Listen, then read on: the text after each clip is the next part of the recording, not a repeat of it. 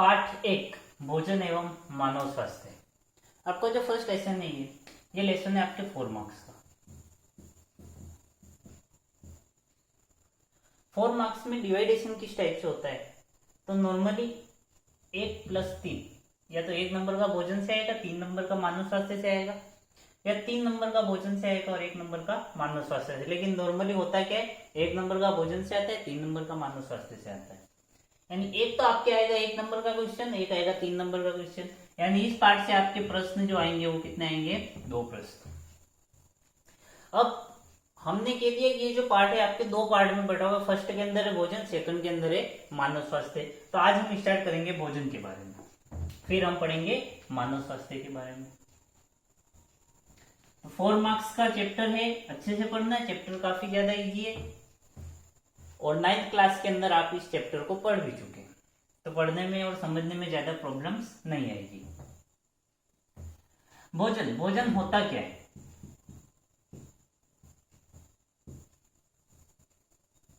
भोजन एक तरह से कहेगा, हमारा शरीर जो एक तरह से मशीन है और मशीन को कार्य करने के लिए ईंधन की आवश्यकता होती है। मशीन यानी कि इंजन है, इंजन को काम करने के लिए ईंधन की आवश्यकता होगी, फ्यूल की आवश्यकता होगी। तो हमारा जो ये मानव शरीर है उसके अंदर ईंधन का जो काम करता है उसी को हम क्या कहते हैं, भोजन। यानी मानव शरीर को सुचारू रूप से चलाने के लिए जिस पदार्थ की आवश्यकता होती है उसे ही हमने क्या कहा, भोजन। भोजन का काम क्या है, तो मानव शरीर को सुचारू रूप से चलाना और मानव शरीर को विभिन्न जो आप भी शारीरिक एवं मानसिक क्रिया कर रहे हो उसके लिए ऊर्जा प्रदान करना। तो भोजन क्या है, वह पदार्थ जिससे वह समस्त पदार्थ या वे समस्त पदार्थ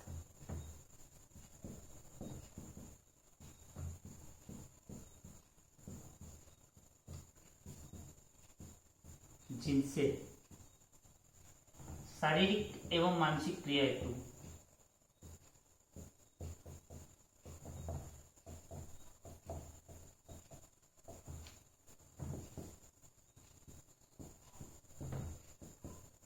ऊर्जा प्राप्त होती है।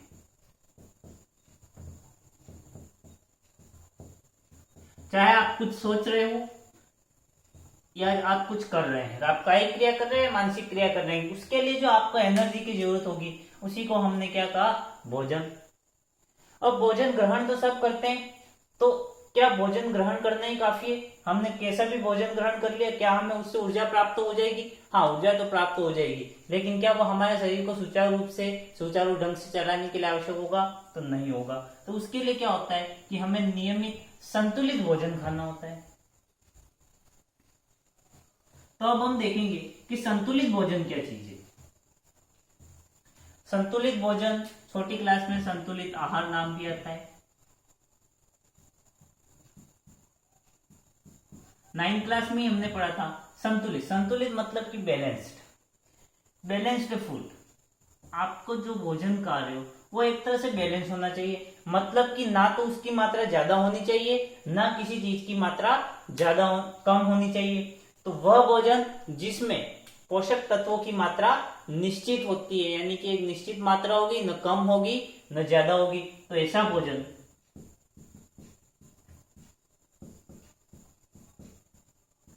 जिसमें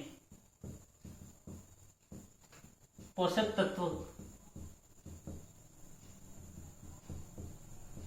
एक निश्चित मात्रा में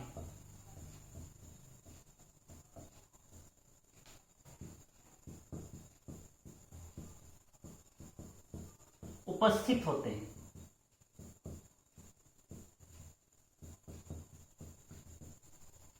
क्लियर? तो संतुलित भोजन क्या है? ऐसा भोजन जिसमें पोषक तत्व एक निश्चित मात्रा में उपस्थित होते हैं। संतुलित भोजन जो परिभाषा 1 नंबर के अंदर एग्जाम में पूछी जा सकती है, इससे 1-1 नंबर के क्वेश्चन काफी ज्यादा बनते हैं। हमने पहले ही कहा भोजन वाला जो चैप्टर है नॉर्मली 1 नंबर के क्वेश्चन आते हैं, मानव स्वास्थ्य से 3 नंबर के आते हैं, कभी कभी 2 + 2 हो जाता है, लेकिन मैक्सिमम जो होगा 1 नंबर का भोजन से आएगा, 3 नंबर का मानव स्वास्थ्य से आएगा। फिर भी हमें चैप्टर बिल्कुल एकदम कंप्लीट करना है, हो सकता है 4 नंबर का किसी से भी आ जाए। तो ऐसा भोजन जिसमें पोषक तत्व एक निश्चित मात्रा में होते हैं, और पोषक तत्व या इसको हम कह सकते हैं भोजन के अवयव। तो यहाँ पर पोषक तत्व की जगह हम एक और वर्ड क्या यूज में ले सकते हैं, भोजन के अवयव।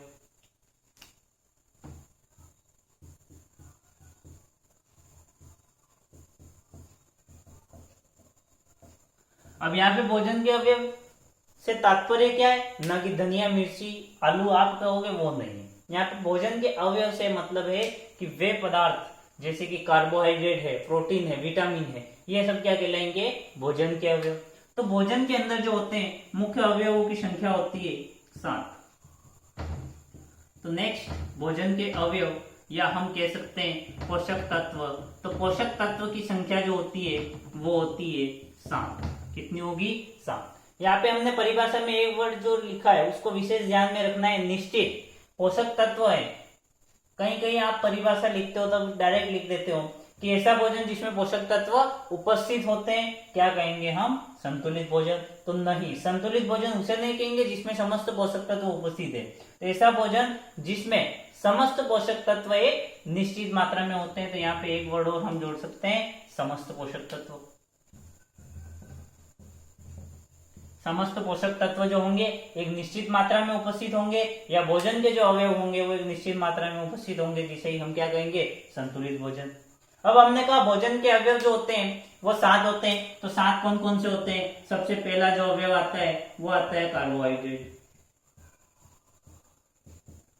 सर्वाधिक मात्रा भी हमें इसी की जरूरत होती है, गेहूं वगैरह से हमें प्राप्त होता है नॉर्मली। सेकंड, वसा।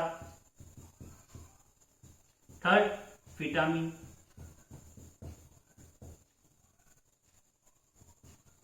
Fourth, protein. फिफ्थ, खनिज लवण।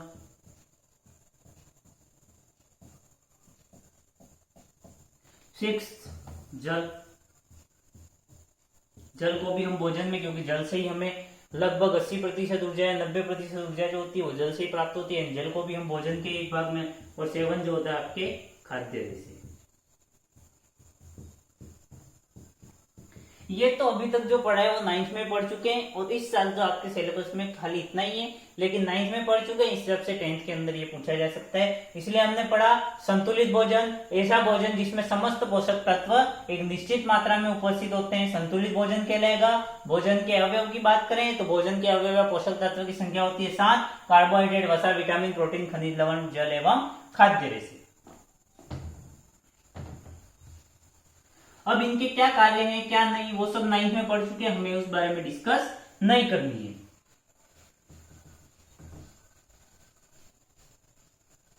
अब हम बात करते हैं कुपोषण की।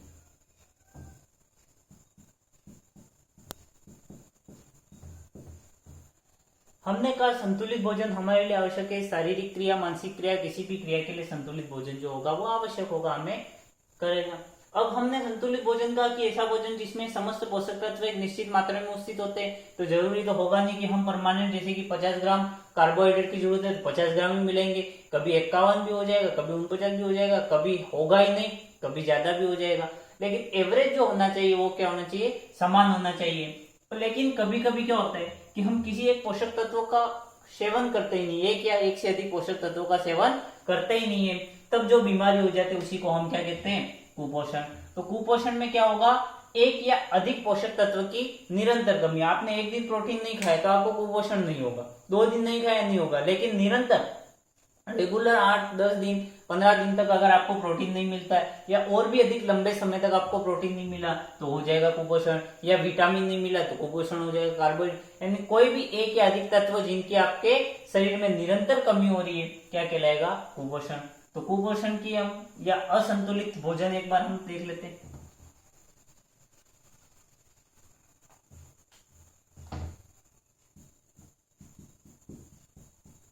कुपोषण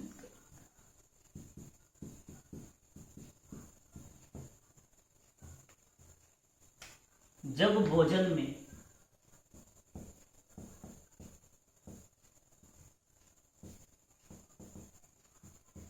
एक या अधिक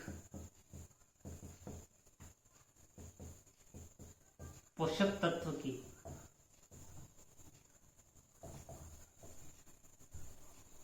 भोजन में एक या अधिक पोषक तत्व की निरंतर कमी से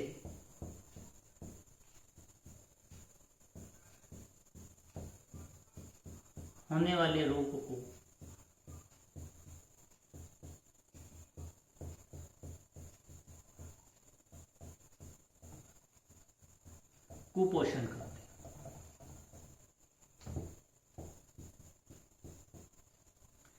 तो मेल न्यूट्रिशन या कुपोषण क्या है? तो भोजन में निरंतर एक या एक से अधिक, हमने कहा एक होगा तो भी या एक से अधिक होगा तो भी पोषक तत्वों की कमी हो जाएगी निरंतर, तो उसे ही हम क्या कहेंगे? कुपोषण। यानी भोजन में एक या अधिक पोषक तत्व की निरंतर कमी से होने वाला रोग ही क्या कहलाएगा? कुपोषण। अगर आप में एक दिन 2 दिन नहीं खाए, 4 दिन नहीं खाए, तो उससे कुपोषण नहीं होगा। कुपोषण कब होगा? जब भोजन में क्या हो रही है? निरंतर किसी पोषक तत्व की कमी हो रही है। अब भोजन के अवयव हमने 7 पढ़े, तो उन 7 की कमी से जो रोग होंगे वो 7 प्रकार के कुपोषण होंगे। अब आपके इस 10th क्लास की अगर सिलेबस की बात करें तो 3 कुपोषण मेन है। फर्स्ट है विटामिन कुपोषण, दूसरा है प्रोटीन कुपोषण, और तीसरा जो है आपके वो है खनिज कुपोषण।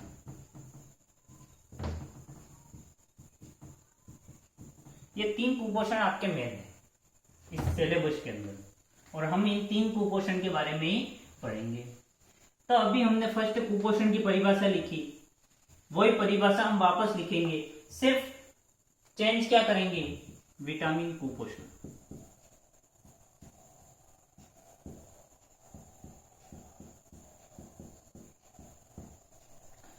चेंज हमें क्या करना है?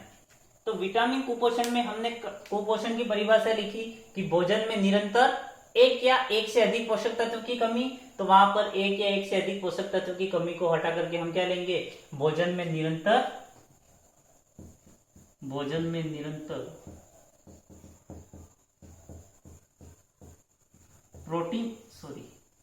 विटामिन की कमी से होने वाला रोग।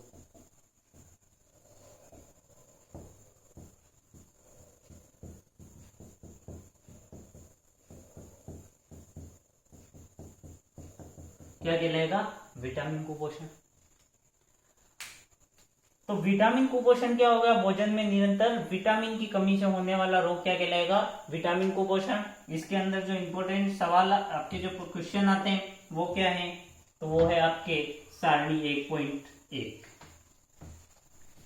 सारणी 1.1 जिसको इंपॉर्टेंट भी कर देना, याद भी कर लेना। 9th क्लास में भी आपने पढ़ी होगी, लेकिन 10th में आपको फिर से पढ़नी, क्योंकि 9th वाला आपने याद रखा ही नहीं होगा। तो विटामिन की बात करें तो एक टेबल जो है आपके विटामिन,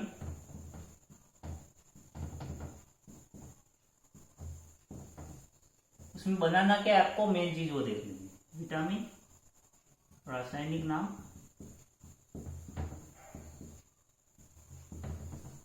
रोग का नाम,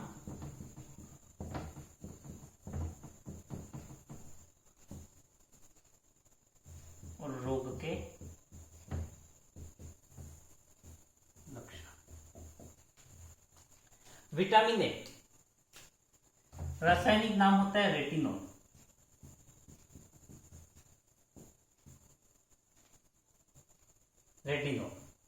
रोग का नाम होता है रतौंधी।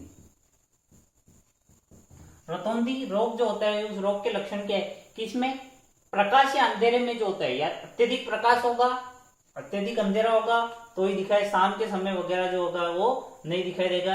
यानी अंधेरे के समय या प्रकाश या अंधेरे में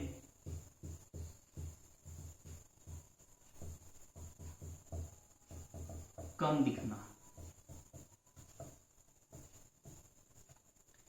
लक्षण में लिखा नहीं, लक्षण आप सेल्फ देख लेना किताब के अंदर से। Second, vitamin B12।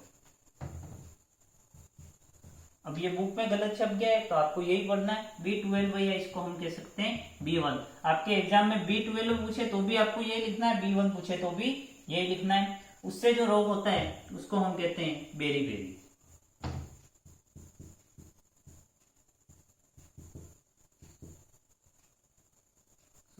नाम लिखना था, रोग तो हो गया बेरी, और इसका नाम होता है थाइमिन।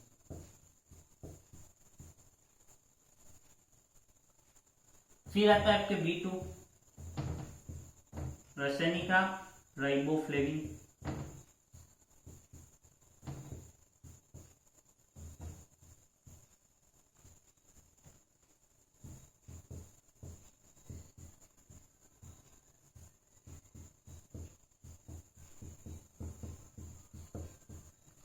बेरी बेरी जो है उसमें आपके हृदय की धड़कन वगैरह जो भी है वो सारी चीजें आ जाएगी बेरी बेरी के अंदर। इसमें हॉट वगैरह जो है वो किनारे फट जाएंगे, वो आ जाएगा आपके। B3 नियासिन, नियासिन के अंदर रोग पेलेग्रा, मुख के किनारे और होठ फटना। C एस्कॉर्बिक अम्ल,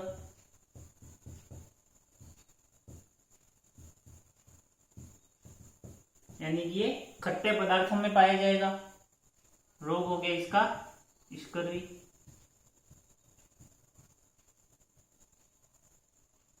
क्या होगा, मसूड़ों से खून आना वगैरह।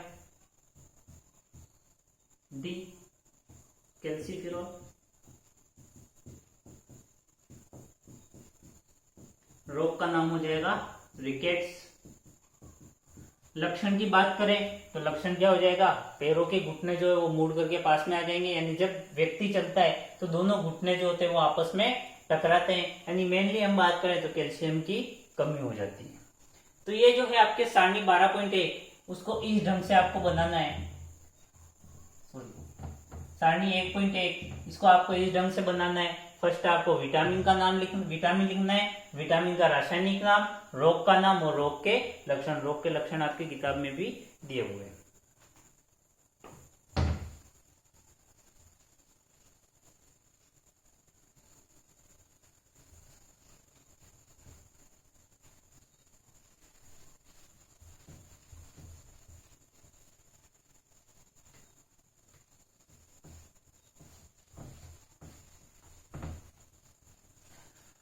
अब बात करें हम प्रोटीन कुपोषण की। प्रोटीन कुपोषण भी हम 9th में पढ़ चुके हैं, लेकिन फिर हमको पढ़ना ही है।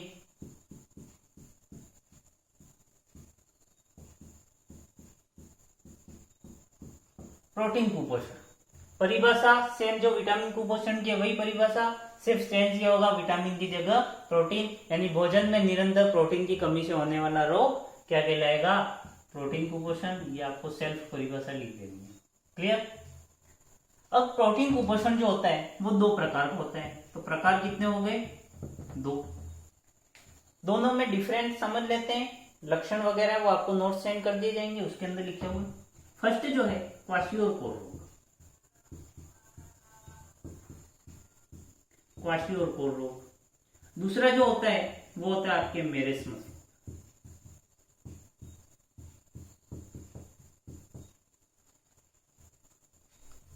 क्वाशियोरकोर रोग जो होता है वो भोजन में प्रोटीन की कमी से होता है। केवल प्रोटीन की कमी होगी तो कौन सा रोग होगा, क्वाशियोरकोर रोग। लेकिन प्रोटीन के साथ किसी अन्य पदार्थ की भी कमी होगी,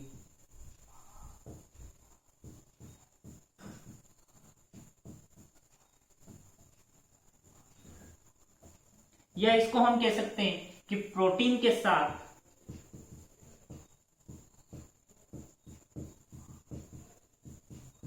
ऊर्जा की कमी।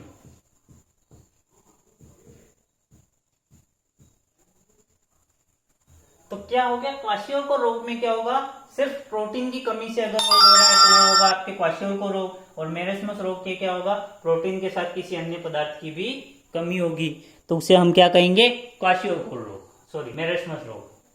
क्वाशियोरकोर रोग में क्या होगा, सिर्फ प्रोटीन की कमी है। तो इसके लक्षण की अगर हम बात करें तो आंखें जो होगी वो अंदर की ओर धंस जाएगी, आंखें धंस जाएगी, ठीक है। पेट फूल जाएगा,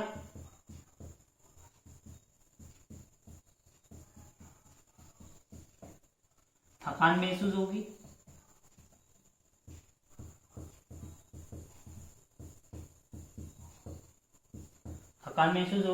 और शरीर पर चपटे पड़ जाएंगे।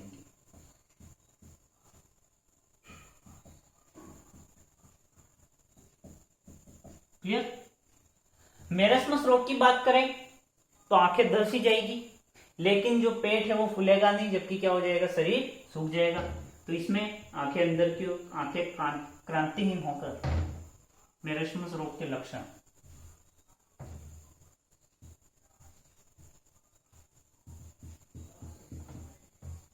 आंखें,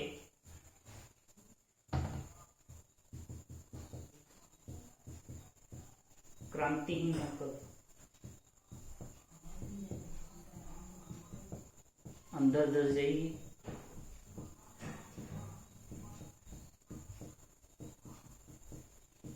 त्वचा,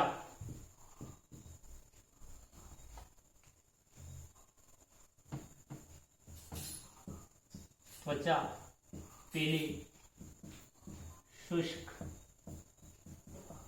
एवं पपड़ीदार हो जाएगी। शरीर सूखकर दुबला हो जाएगा।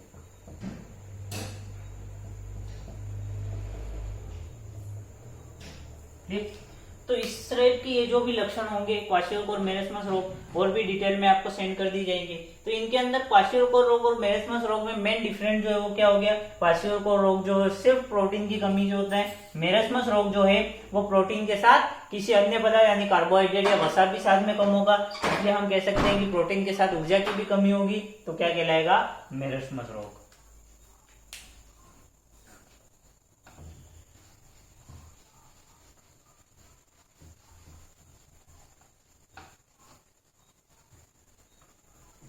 नेक्स्ट हम बात करें खनिज कुपोषण। परिभाषा सेम ही, केवल हमें प्रोटीन या विटामिन की जगह पर क्या लिख देना है, खनिज कुपोषण। तो खनिज लवण की निरंतर कमी से जो रोग होगा उसे ही हम क्या कहेंगे, खनिज कुपोषण। तो भोजन में खनिज लवण की निरंतर कमी से होने वाला जो रोग होगा वो कौन सा कहलाएगा, खनिज कुपोषण। खनिज कुपोषण के अंदर भी अगर हम देखें तो मेनली हम 6 खनिज के बारे में पढ़ेंगे। फर्स्ट है सोडियम,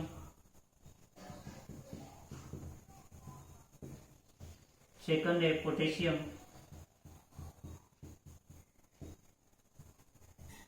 थर्ड कैल्शियम, फास्फोरस, लोह तत्व और आयोडीन। ठीक, पढ़ लेते हैं प्राप्ति स्रोत जो है, सेल पढ़ लेना। अगर सोडियम और पोटेशियम की बात करें, दोनों के काम जो होते हैं वो सेम होते हैं। मांसपेशी संकुचन,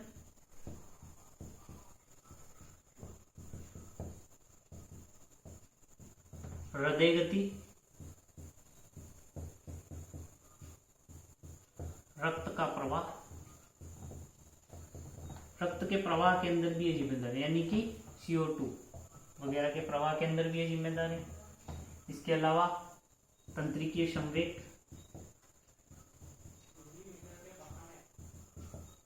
आदि के लिए जो होते हैं वो सोडियम और पोटेशियम जो है इनके ये मेनली काम हो गए। कैल्शियम की बात करें तो हड्डियों,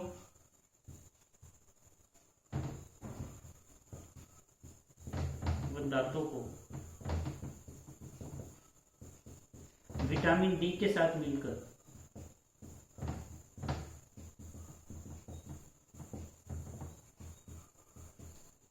मजबूती प्रदान करना।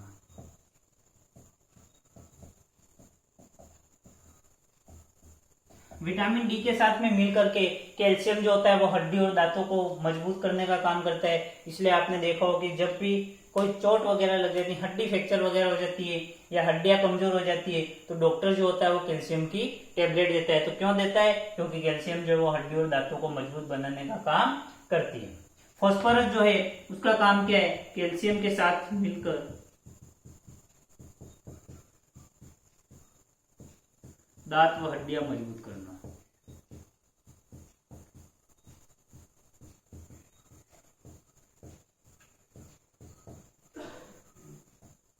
एंड दांतों और हड्डियों को मजबूत करने का ही काम कौन करेगा, फास्फोरस भी, यानी कैल्शियम और फास्फोरस के काम भी लगभग क्या हो गया, समान हो गया।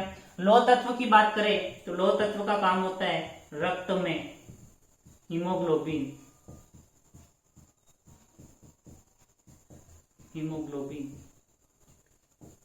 का निर्माण करना।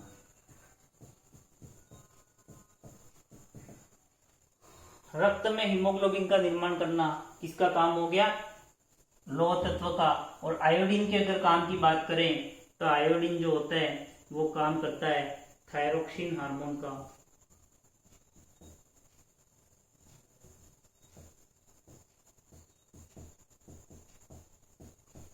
हार्मोन का निर्माण करना, थायरोक्सिन हार्मोन का निर्माण करेगा। और आयोडीन की कमी से जो रोग होता है उसको हम कहते हैं गलकन रोग।